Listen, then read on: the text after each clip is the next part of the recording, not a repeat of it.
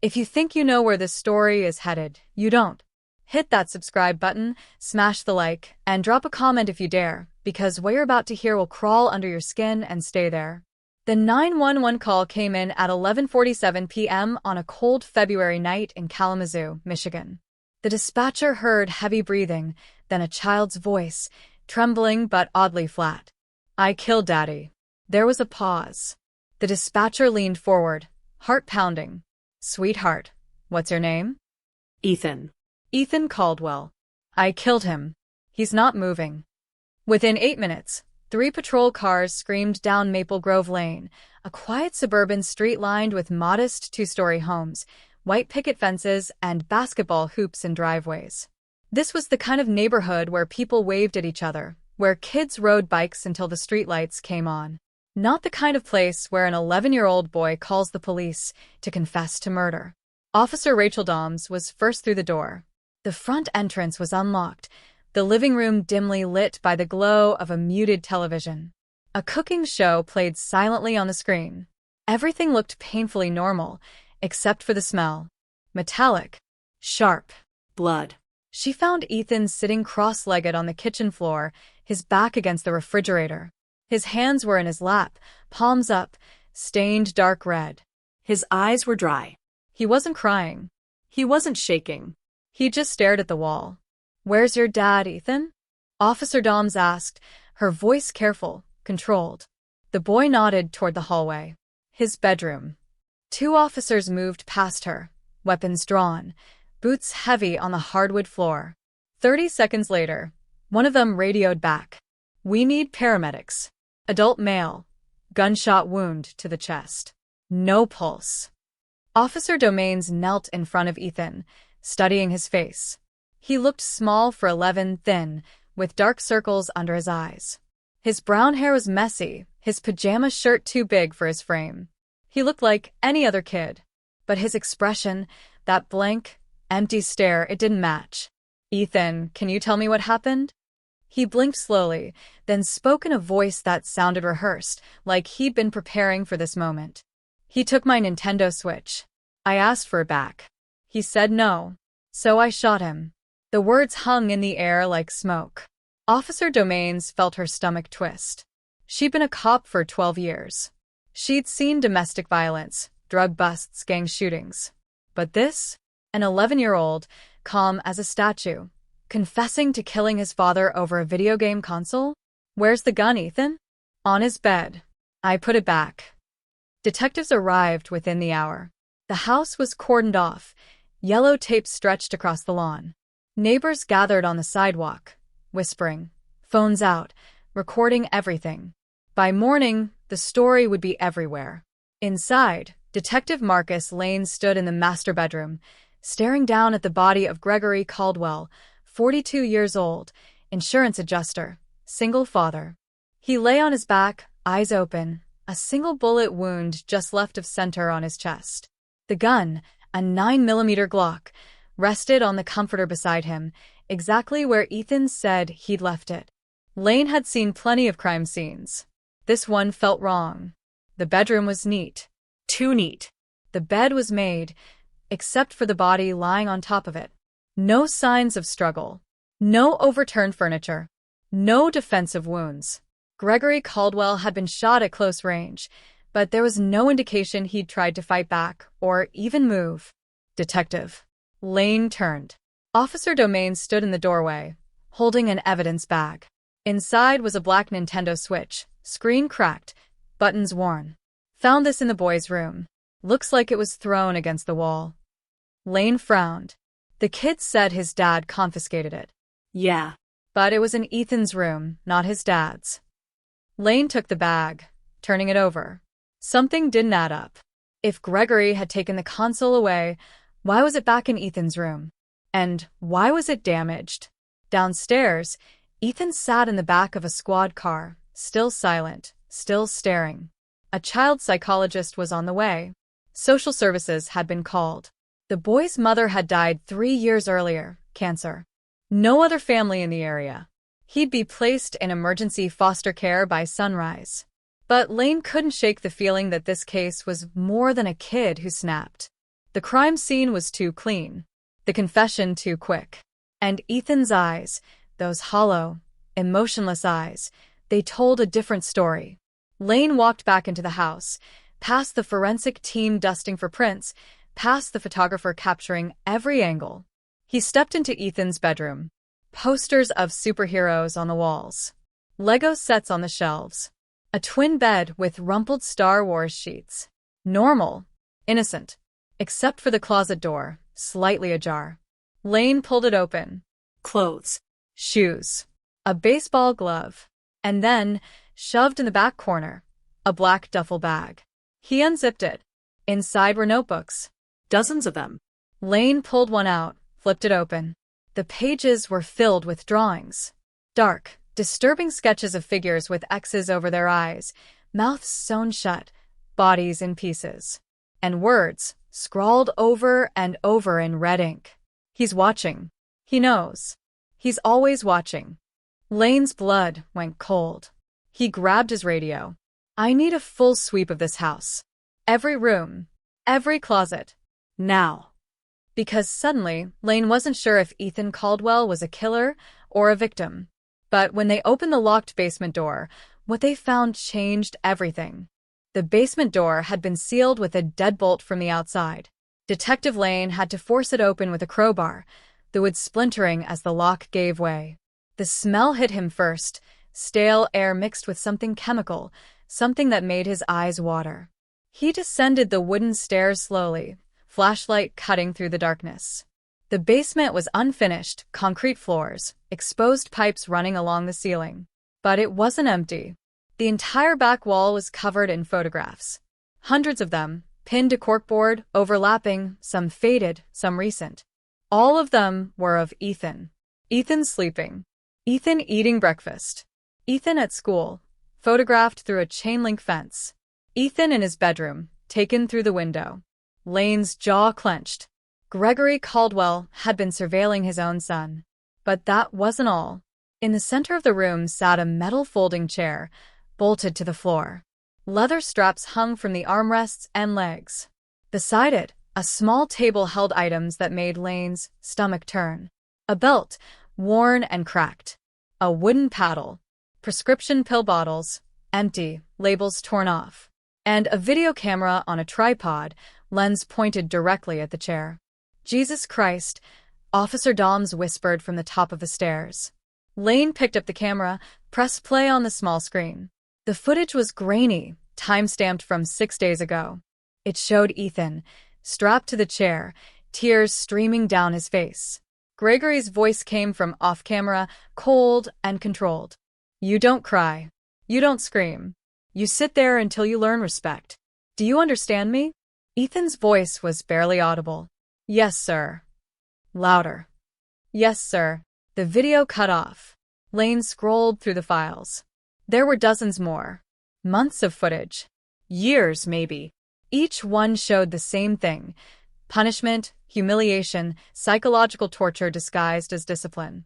Lane felt rage building in his chest, but he forced himself to stay focused. This changed everything. Ethan Caldwell wasn't a cold-blooded killer. He was an abused child who'd finally fought back. But something still didn't fit. He radioed upstairs. Get the medical examiner down here. I need to know the exact time of death, and I need Ethan's hands tested for gunshot residue immediately. 20 minutes later, Dr. Sarah Chen, the county medical examiner, confirmed what Lane suspected. Based on body temperature and rigor mortis, Gregory Caldwell had been dead for at least 4 hours before Ethan made the 911 call. 4 hours. Why would an 11-year-old boy sit in a house with his dead father for 4 hours before calling the police?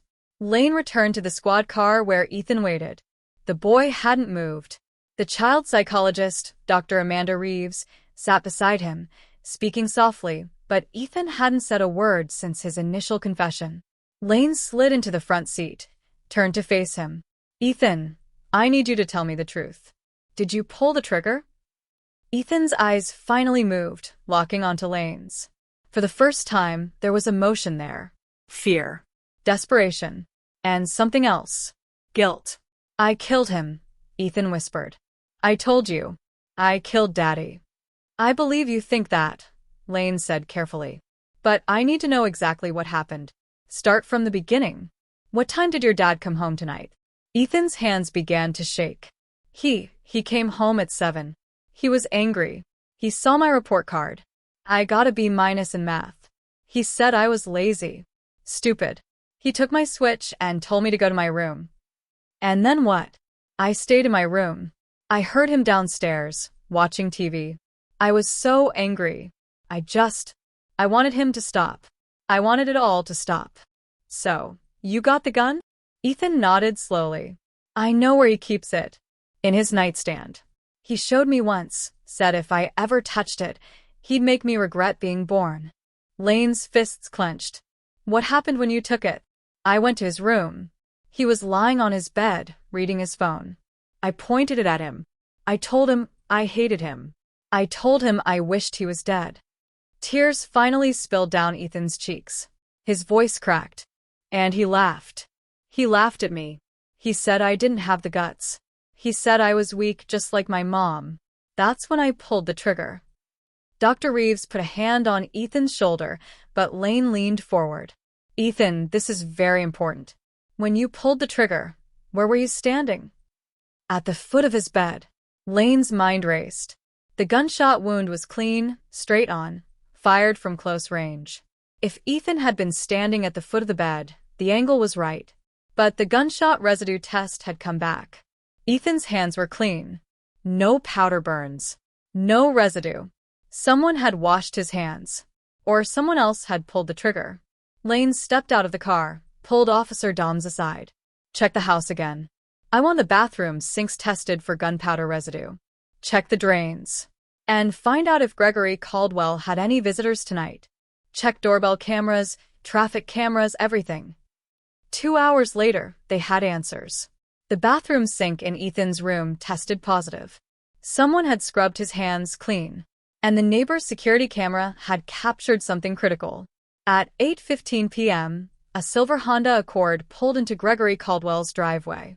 A woman got out, mid-30s, blonde hair, carrying a purse and a small overnight bag. She used a key to enter through the front door. She was inside for approximately 47 minutes. When she left, she was walking quickly, almost running, and her hands were empty. No purse. No bag. Lane pulled up the DMV records. The car was registered to Vanessa Mitchell, age 34, elementary school teacher. She worked at Ethan's school. And according to Gregory Caldwell's phone records, they'd been texting each other for 6 months. The messages were deleted, but the metadata didn't lie. Hundreds of texts. Dozens of calls. Late-night conversations. Lane's phone buzzed. It was the forensics team. They'd found Vanessa's purse hidden in the kitchen trash, wrapped in a garbage bag. Inside was her wallet, her keys, and a pair of latex gloves. He showed Ethan a photograph of Vanessa Mitchell. Do you know this woman? Ethan's face went pale. He nodded. That's Miss Mitchell. She's my teacher. She's nice to me. She always asks if I'm okay. Was she at your house tonight? Ethan hesitated, then whispered. I don't know. I stayed in my room. But I heard voices. A woman's voice. And then a loud sound. Like a door slamming. Or a gunshot. Ethan started crying harder. She told me after she came to my room. She said it was going to be okay. She said my dad couldn't hurt me anymore. She said I had to call the police and say I did it. She said they wouldn't send a kid to jail. She said it was the only way. Lane felt his blood turn to ice. Vanessa Mitchell had murdered Gregory Caldwell. And then she'd convinced an 11-year-old abuse victim to take the fall. He put out an APB immediately. Officers were dispatched to Vanessa's apartment. But when they arrived, the place was empty. Cleared out. No furniture. No clothes. Nothing. Vanessa Mitchell was gone. And as Lane stood in that vacant apartment, staring at the bare walls, he found one thing she'd left behind. Taped to the bathroom mirror was a handwritten note, for words that made his skin crawl. You'll never find me. The manhunt for Vanessa Mitchell became national news within 24 hours. Her face was plastered across every major network, every true crime podcast, every social media feed. FBI agents joined the investigation. Airports were on alert. Border Patrol was notified. But Vanessa had vanished like smoke. Detective Lane couldn't sleep. He sat in the precinct at 3 in the morning, surrounded by case files, surveillance footage, phone records. Somewhere in this mess was a clue, something everyone had missed. He pulled up Vanessa's employment history. She'd been teaching at Riverside Elementary for 2 years. Before that, she'd worked at 3 different schools across 2 states. Lane made calls, woke up administrators, demanded personnel files. What he found made his blood run cold. At each previous school, there had been complaints. Parents reporting that Vanessa had shown inappropriate interest in certain students. Always boys. Always quiet, withdrawn kids from troubled homes. The complaints were vague, never escalating to formal investigations. Vanessa would resign quietly, move to a new district, start over. She was a predator, but not the kind anyone expected. Lane dug deeper into her connection with Gregory Caldwell. The deleted text messages had been recovered by the FBI's cyber unit. What they revealed was a calculated seduction that had nothing to do with romance. Vanessa's first message to Gregory, sent 7 months ago. "I'm concerned about Ethan. Can we meet to discuss his behavior in class?" The meetings became regular. Coffee shops. School conferences.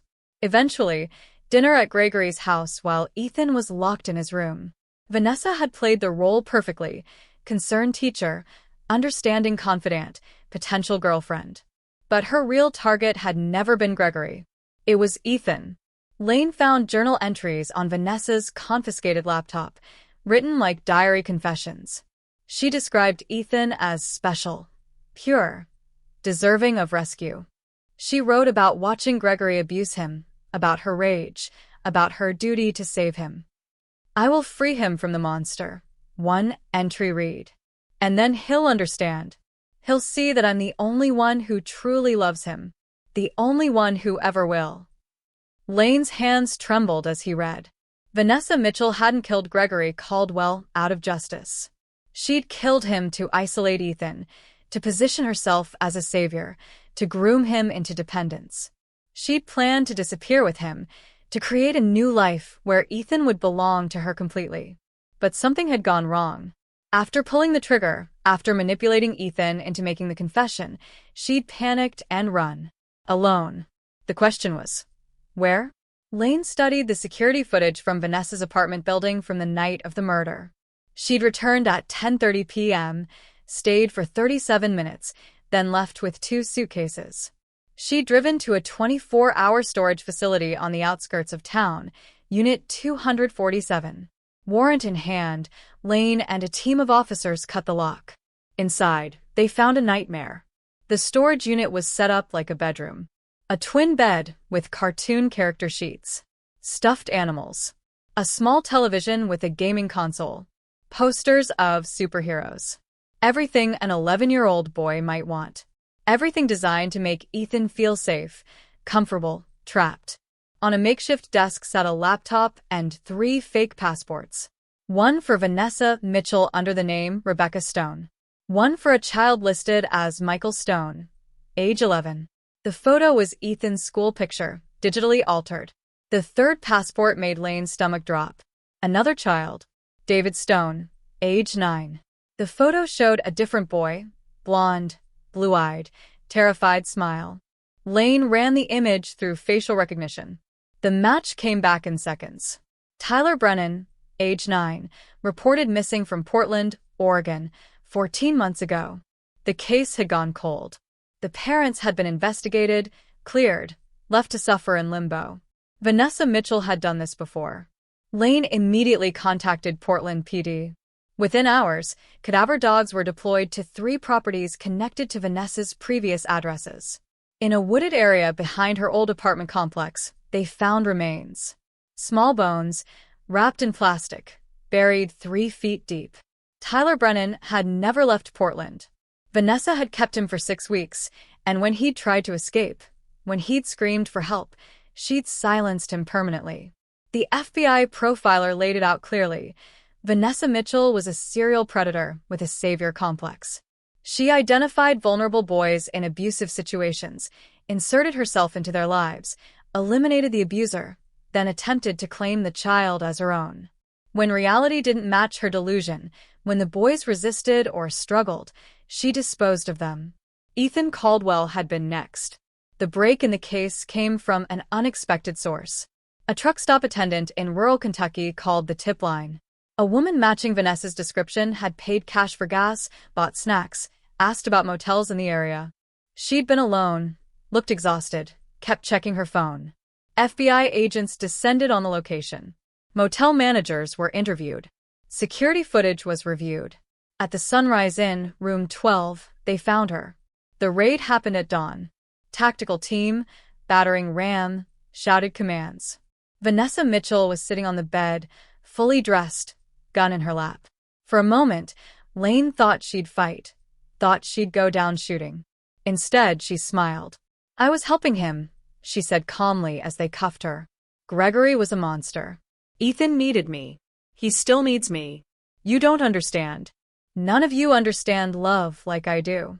Lane stepped closer, his voice low and cold. Tyler Brennan's parents would love to hear your definition of love. For the first time, Vanessa's composure cracked. Her eyes went wide, then empty. She said nothing else, not during transport, not during booking, not during interrogation. She simply stared at the wall, humming a lullaby. The trial was swift. The evidence was overwhelming. Security footage, forensic evidence, the recovered remains of Tyler Brennan, Vanessa's own journals detailing her obsessions. The defense attempted an insanity plea, but the premeditation was too clear, too calculated. Vanessa Mitchell was sentenced to life in prison without possibility of parole for the murder of Gregory Caldwell, plus an additional life sentence for the murder of Tyler Brennan. Ethan Caldwell was placed with his maternal aunt in Ohio, far from the media circus, far from the nightmare. He started therapy, intensive sessions 3 times a week. Dr. Reeves visited him regularly, monitored his progress. 6 months after the trial, Lane received a letter. It was from Ethan, written in careful handwriting. "Dear Detective Lane, I wanted to say thank you. You believed me when I said I killed him, but you also knew something was wrong. You saved my life. I have bad dreams sometimes, but my aunt says that's normal. She says I'm safe now. I hope you're right. I hope Miss Mitchell never gets out. Sometimes I still hear her voice in my head, telling me she loves me. That scares me more than anything my dad ever did. But I'm trying to be okay. Thank you for not giving up." Ethan. Lane kept that letter in his desk drawer. On hard days, when the job felt impossible, when the darkness felt too heavy, he'd read it again. But the story didn't end there. Employment. 3 years later, Lane received a call from a detective in Arizona. A 4th-grade teacher named Rachel Stone had been arrested for the attempted kidnapping of a 10-year-old boy from a broken home. During the investigation, they'd found journals, photographs, a storage unit set up like a child's bedroom. The detective had read about the Vanessa Mitchell case. The MO was identical. But Rachel Stone's background check came back clean. No connection to Vanessa, no overlap in locations or... Unless Vanessa Mitchell hadn't been working alone. Unless she'd been part of something bigger. Lane stared at the case file the Arizona detective had emailed, his mind racing. How many others were out there? How many concerned teachers were hunting vulnerable children under the guise of rescue? He thought about Ethan's letter, about that one line, "Sometimes I still hear her voice in my head." And Lane realized the most terrifying truth of all. Vanessa Mitchell was behind bars. Tyler Brennan had been laid to rest. Ethan Caldwell was safe. But somewhere out there, another child was sitting in a classroom, alone and afraid, while a smiling teacher watched from across the room, planning their salvation. The game console was just the beginning. The real horror was still unfolding, one victim at a time, hidden behind kind words and gentle smiles. And Lane knew, with sickening certainty, that this case would never truly be closed. Because monsters don't always look like monsters. Sometimes, they look like heroes.